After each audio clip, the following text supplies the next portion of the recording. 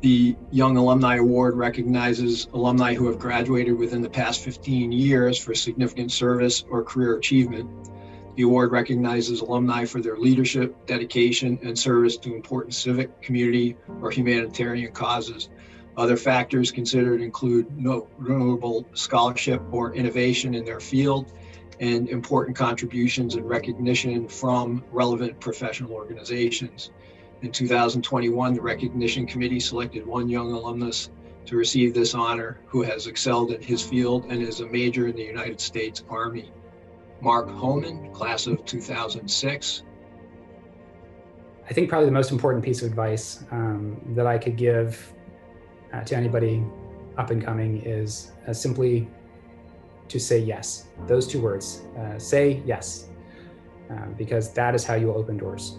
A good example is, probably 2016, a senior colleague of mine had a patient, a transgender woman, active duty Army, who was interested in changing the appearance of her face to make her appear more feminine, right? And to make her face match her gender identity.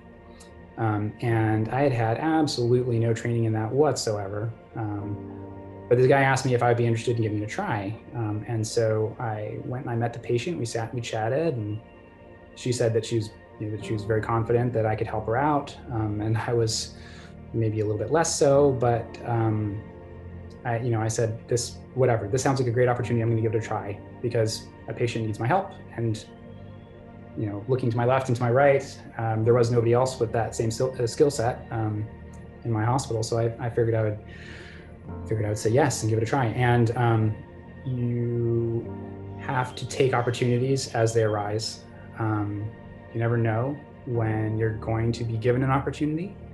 And if you say no, you never know when it or something similar may ever come again. But if you take the opportunity, then more opportunities will surely follow. Thank you so very much for this very generous award that I surely don't deserve. And for the opportunity to speak, and just remember, say yes. The Career Achievement Award celebrates an alumnus or alumna who, over the course of his or her career, has made a notable impact on the medical or scientific field. This individual will have demonstrated exceptional leadership, accomplished a specific discovery, innovation, or finding in his or her discipline, and/or received a significant professional award, which by association brings honor to our medical school. Between 2020 and 2021 award years, we are celebrating 8 notable alumni from classes spanning 4 decades, 5 different graduating class years, and spanning 1955 to 1984. Edward Horton, class of 1955, Jean Sanger, class of 1968, Stephen Galli, class of 1970, Anne Schuchat, class of 1984, Lloyd Tepper, class of 1955, Nigel Paneth, class of 1970, William Thorwarth, class of 1975, Jandel Allen Davis, class of 1984. Congratulations to the 2020 and 2021 award winners.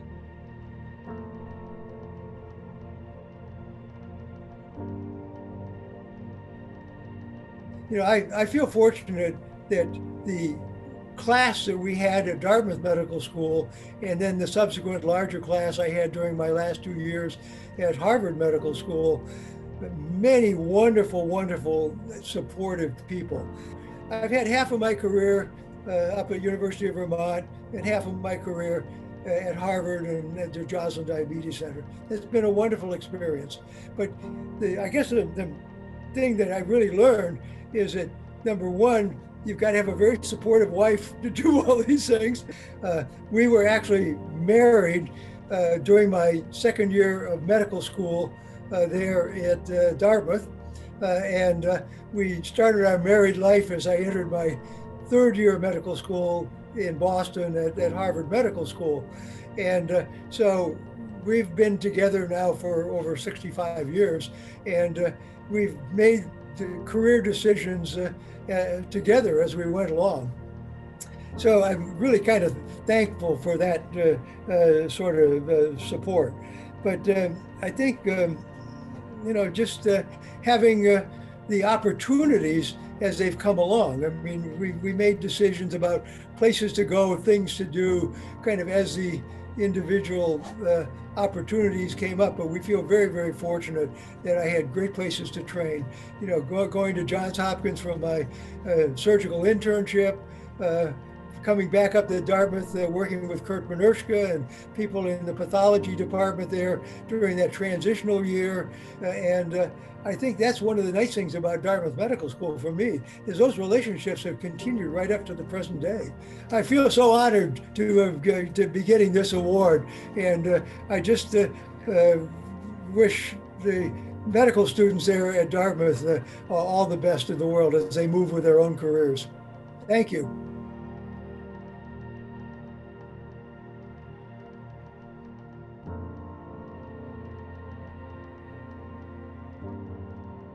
I started off being interested in science because of the two scientific institutions in the town where I live on Cape Cod, the Marine Biological Laboratory and the Woods Hole Oceanographic. So one is biology and one is oceanography, really.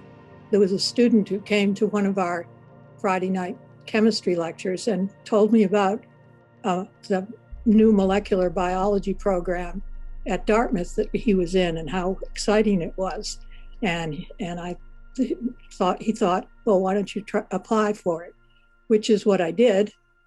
And I had an interview with one of the Dartmouth professors, Professor Mel Spiegel, who was working in Woods Hole that summer, where I was doing dishwashing kind of stuff for the summer.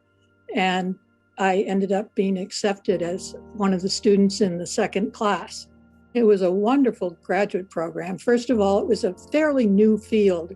It's called Molecular Biology Graduate Program. The faculty were really outstanding. They were people who worked in the lab, worked on problems themselves. They spent a lot of time with the students, teaching them. They were very dedicated teachers. But Shinya Inoue, who just died in 2019, was the head of one of the groups, and he was definitely a huge help to me, a champion for me, even as after I left Dartmouth, he went to the University of Pennsylvania, and I ended up also at Penn. He'd lend me equipment that he had, he'd give me advice, but he was good for all students. If you were a part of his group of students, he made sure you went to a national meeting in which you would see the latest things that were going on in the field. And he really made a huge difference in what I was able to do for my career.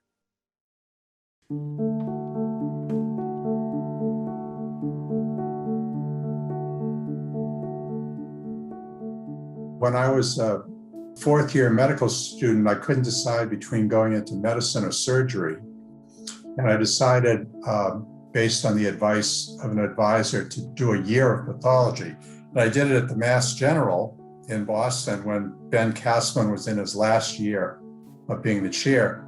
And he came by about 6 months into my first year and asked if I liked it. And I said I did. And he said, well, I've got a position on a training grant, and you can do a whole year of research, but you have to do an additional year of pathology, and that would make 3 years total. And I told Dr. Castleman the next day that I would stay for an additional 3 years. And at that point, thoughts of going back to medicine or surgery diminished, and I decided to stay in pathology. My biggest supporter has definitely been my wife, Ann Galli. We got married during my internship, so she had to go through the decision, should I stay in pathology for 2 more years? And there were a number of other critical spots in my career progression where I sought her counsel. And perhaps the biggest move was in 1999, we moved from the Boston area, where I'd been working, to Stanford, and I became the chair of pathology at Stanford. And that was a big move for both of us, but especially for Anne, because she didn't have the professional draw that I was experiencing. Receiving this award from Geisel, Dartmouth, came as a real surprise. I think it's wonderful if your colleagues think you've accomplished something.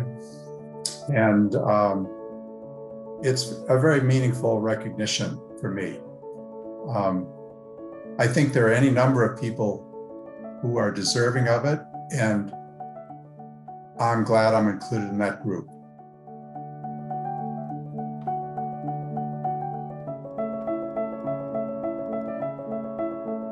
I first decided that I wanted to be a doctor when I was about 8 years old.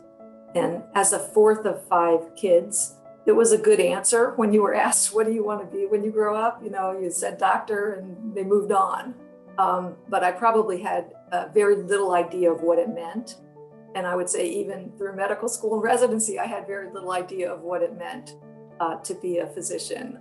Like a lot of my classmates at Dartmouth, I was at medical school fully intending to have a career in clinical medicine.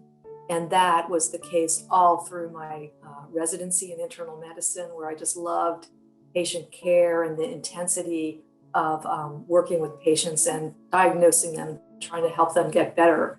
But upon coming to the CDC for the Epidemic Intelligence Service, or the Disease Detective Program, my career took a complete turn.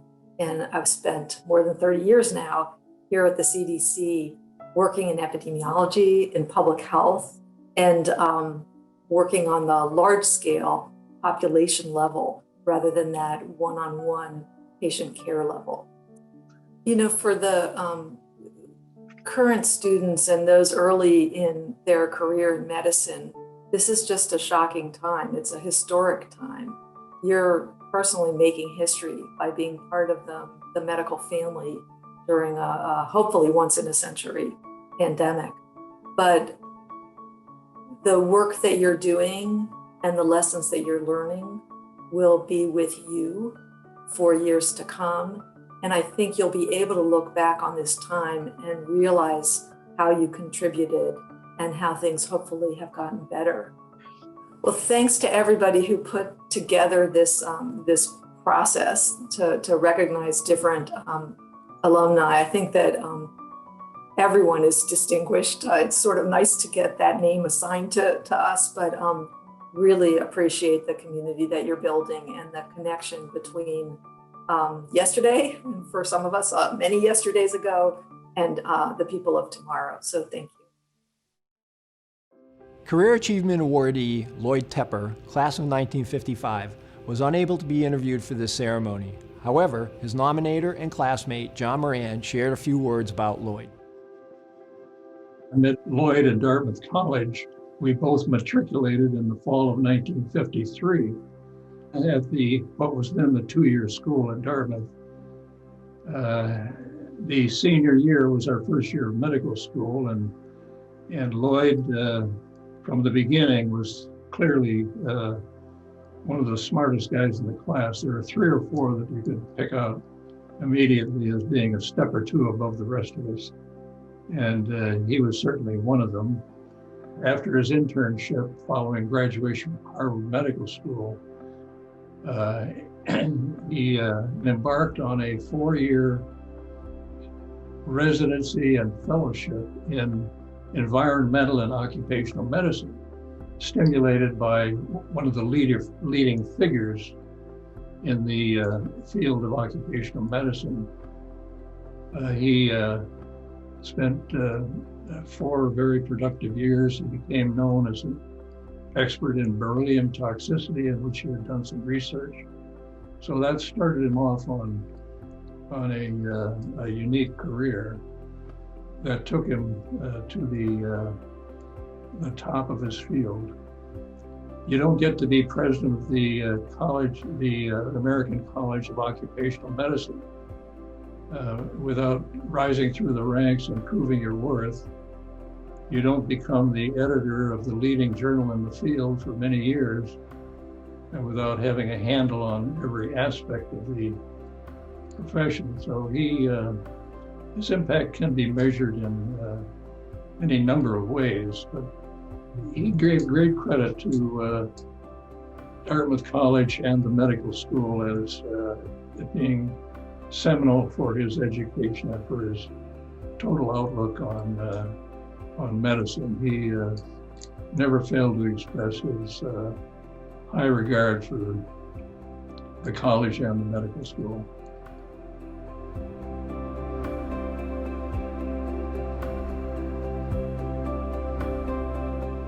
Dartmouth was then a two-year school, remember, a two-year school. I was in near to the last class. And when I visited here, I just felt a tone that was a little bit different from the other medical schools. It was really, frankly, a warmer tone. The students were open and friendly. I remember particularly a couple of guys from the class ahead of me, and I just liked the spirit of the place. So I was very happy when I was accepted here.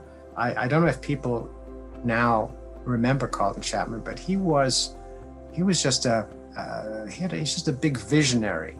And as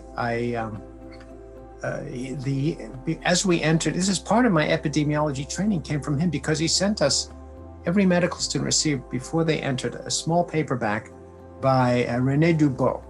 And there's a lot of epidemiology in those books. And I like that big picture, that 30,000 feet view from an airplane. And that was very much encouraged by Carl, who was not himself, he was a cardiologist, but he had a great broad vision. It was really great to have a dean like that. So dean and faculty and students, it was a really good atmosphere, I think. That's all I can say. That's more than any specific thing. It was the atmosphere of Dartmouth in those days. I didn't tell you the most important thing about Dartmouth. I met my wife. She was at Bennington College. And then in 1989, I'm married to a professor of English, and she was offered a tenured position at Michigan State University. And so I came out to Michigan State, and I met with the dean. And I said to the dean, I said, it's really not working out, because, you see me as a pediatrician here, but that's fine, I am. But I'm really doing much more epidemiology these days, and you have no epidemiology here. And he looked at me and he said, you're right, we don't. But we should have. So how about you come here and make epidemiology? And then I said, you serious? And he was. And that's history 31 years ago.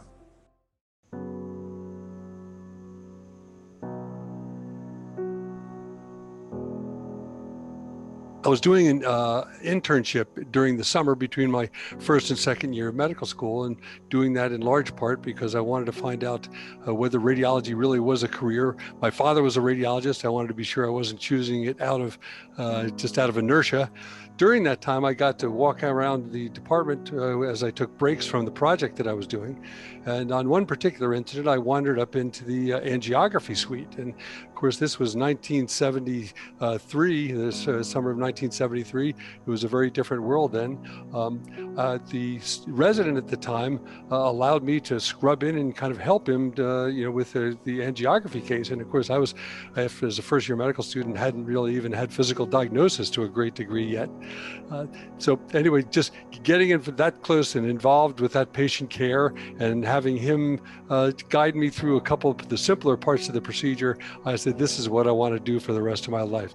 But the real thing that I'm thankful for, quite frankly, of being at Dartmouth was the sense that what you were learning really was going to impact patients, so that it wasn't that you were learning the science just to pass the exam and move on and to pass your national boards and get your degree, but it was really impressed upon us throughout that whether it be biochemistry, whether it be neuroanatomy, that all of this was going to culminate in making me a better physician and therefore better capable of adding to people's lives. As I say, I've always treasured my relationship with Dartmouth, both the undergraduate school and medical school, and to be recognized by this group is just a really, really humbling honor. I have to thank Larry Muroff, Dr. Larry Muroff, who I think was the nominator, and any other supporters that I have not been privy to know, but I will say that there's no question that this type of award, when you look back on the time and effort involved, makes it all worthwhile.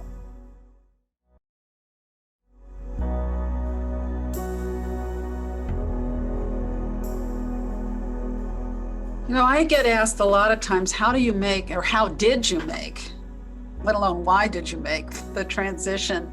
Because they're both important questions, from clinical practice into 100% or a full-time administrative role.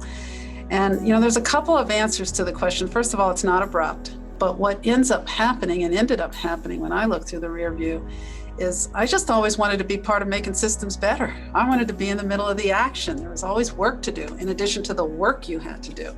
And so I've sort of found myself not even having to necessarily seek out those opportunities. These opportunities find you because you never know who's watching you, which is why it's so important just to sort of dig in, do what you're doing, dive into what you're doing at that moment, and let the chips fall where they may in terms of what doors will open. Very little of that would be possible had I not had the education I had at Dartmouth College, as well as Geisel or Dartmouth Medical School, in terms of, you know, that essential nature of being a real advocate for patients and being able to listen to patients, you know, sort of really paying attention to those diagnostic cues, let alone just the excellence of the basic science education I got at the medical school, and the ability back in the day, way back in the day, to work alongside some incredible clinicians and researchers. So I say thank you to you, Dartmouth, to you, Geisel, Dartmouth Medical School, for what you provided me and what you continue to do to educate this current and future generations of physicians. Your voice, your work, the way that you choose to support students is unique and critical. We close out our alumni recognition ceremony with Outstanding Service Award honorees.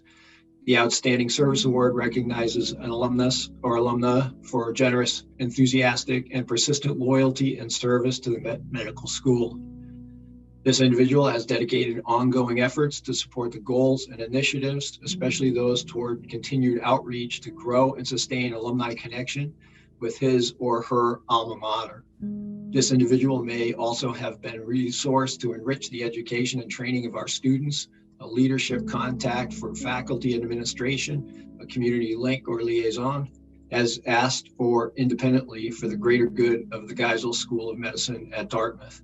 In 2020 and 2021, the recognition committee selected 2 individuals whose service to the school has spanned over 90 years of service to the medical school between them. Oglesby Young, class of 1975, Barry Smith, class of 1960.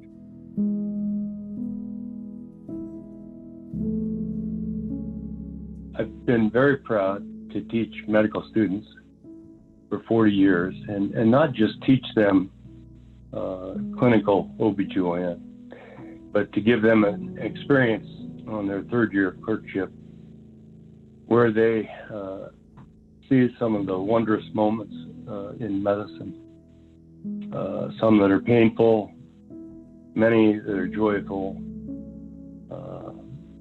but that all are precious and all are meaningful. So I hope by doing that, I introduce them to the soul of medicine, what keeps us going as clinicians. And that's our relationships, not just with patients, but our colleagues as well. Medicine's hard. And I want to make sure that we're always there, not just intellectually and physically for each other, but emotionally and spiritually. I was blessed to work at a hospital that had a medical staff where we were very supportive of each other, and there were times it made a whole difference. I'm very honored to receive this award, but I'm more honored having been a student at Dartmouth Medical School, now Geisel, having taught medical students for 40 years. And having had the opportunity to serve this school that I'm so indebted to.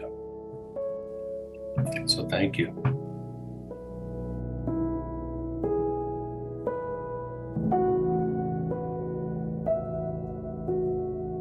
I would say that I'm frankly most proud and happy about my clinical work, because I always tell the students and the residents that that's what keeps you going as a doctor.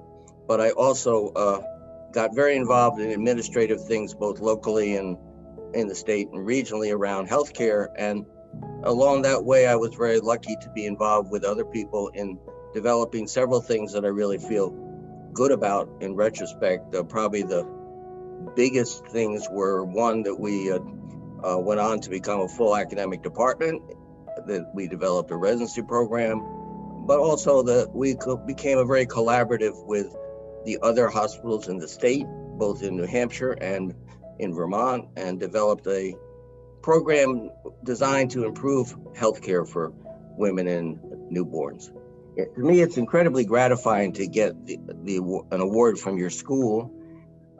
Part of that is just because most of what I've done I consider to be first my job, and then my opportunities to enjoy my career even more by adding the various things that I've been able to be involved with, both with patients, but with students, with residents, with state government, working with people with similar interests in Vermont and Maine, as well as on my national committees.